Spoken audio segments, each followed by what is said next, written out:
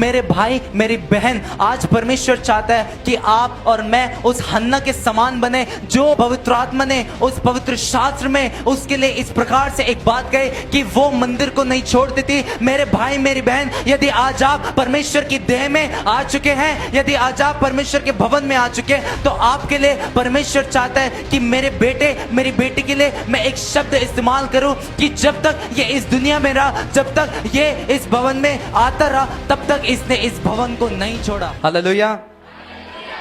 अगर आप पढ़े प्रेरितों के कार्य, उसके अंदर एक सुंदर नामक फाटक पे एक लंगड़ा भिखारी बैठा हुआ था। पतरस और यूहन्ना वहां से जा रहे थे। उसने भीख मांगी पतरस से और यूहन्ना से, और उन्होंने कहा कि हमारे पास सोना चांदी तो नहीं है, पर हमारे पास एक नाम है।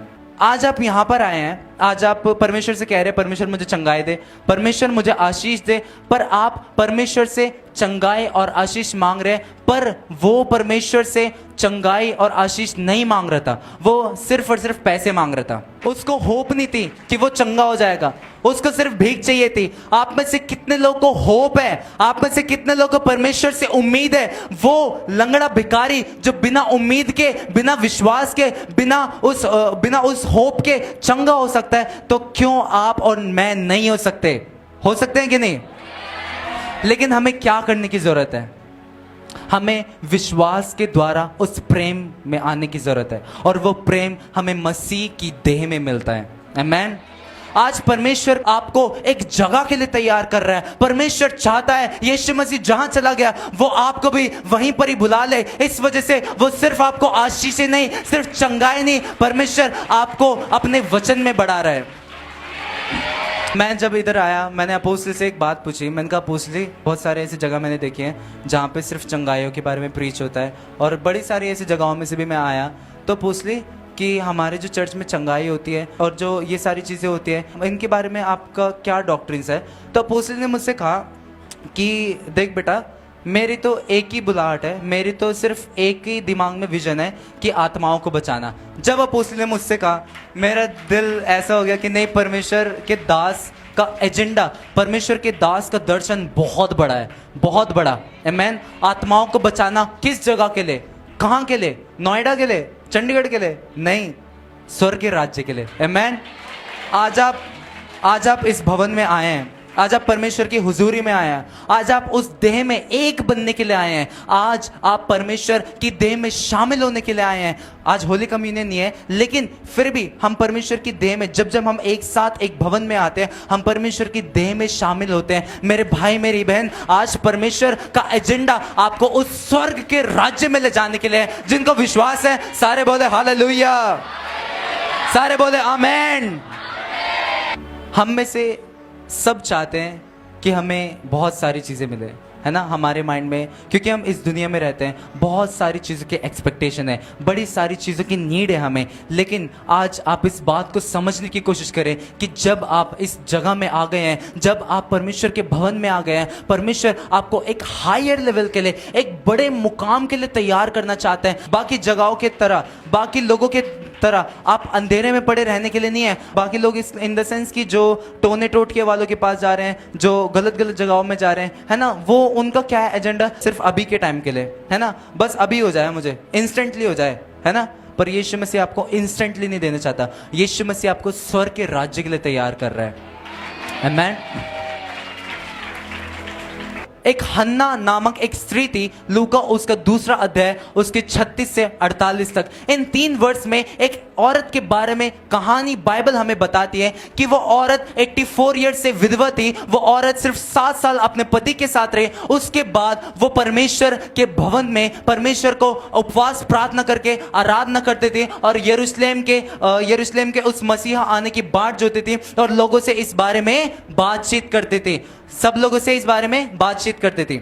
लेकिन एक चीज है जो मुझे बहुत पसंद है, शब्द वहां पर लिखा हुआ है, उस लेडी के बारे में एक शब्द लिखा है कि वह मंदिर को नहीं छोड़ती थी।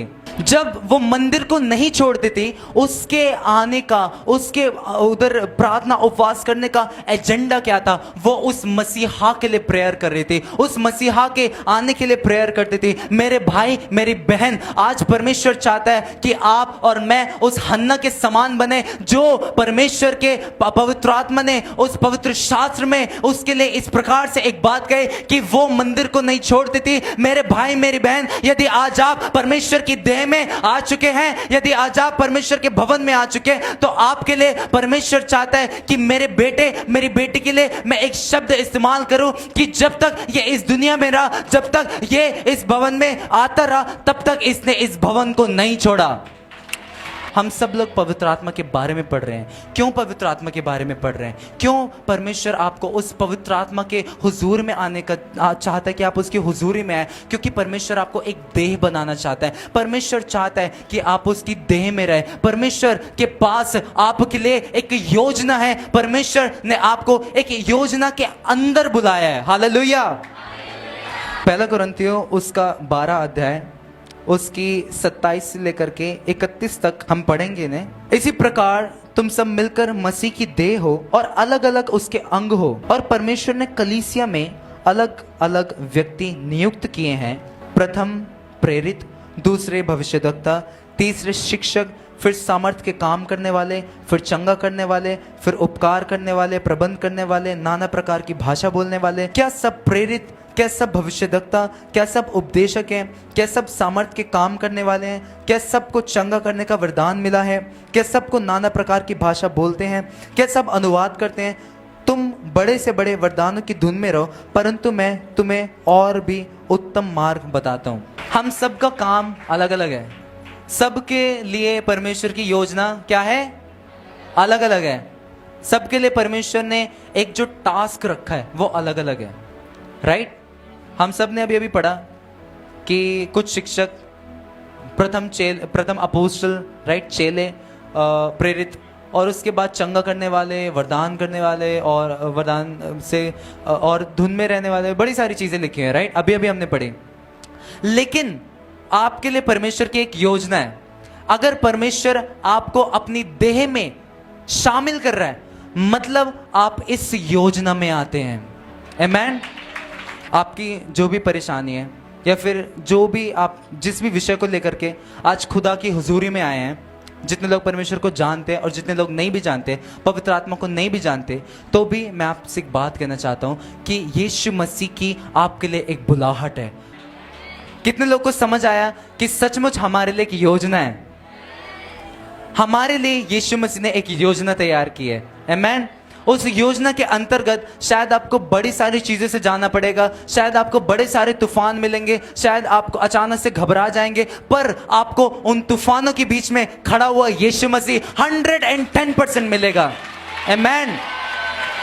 जब यीशु मसीह के सारे चेले नाव में थे, नैया डोल रही थी, उनको समझ नहीं आ रहा था, उनको लग रहा था कि हम मरने वाले हैं, तब रात के समय यीशु मसीह उनको उस झील में दिखा। मेरे भाई, मेरी बहन, परमेश्वर का वचन कहता है कि यीशु मसीह ने उन चेलों को उस जगह से जाने के लिए कहा। ये प्लानिंग यीशु मसीह की थी कि वो चेले उस जगह से जाएं, और यीशु मसीह जब एक प्लानिंग देता है, उस प्लानिंग को कंप्लीट भी करता है। यीशु मसीह की प्लानिंग थी कि वो चेले उस जगह से जाएं। बाइबल में लिखा है कि चेले मरे नहीं, यीशु मसीह उनको बचाने के लिए आया।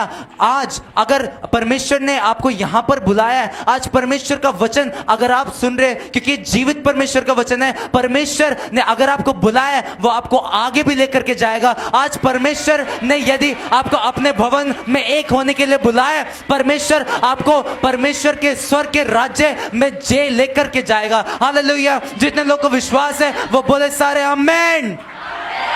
Praise Lord. परमेश्वर के पास क्या है? एक योजना। एक योजना है, बस एक योजना है। वो प्लानिंग है।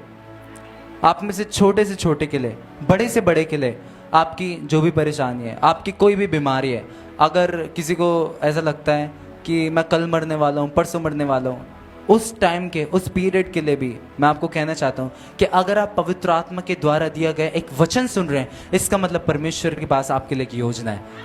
आमेन।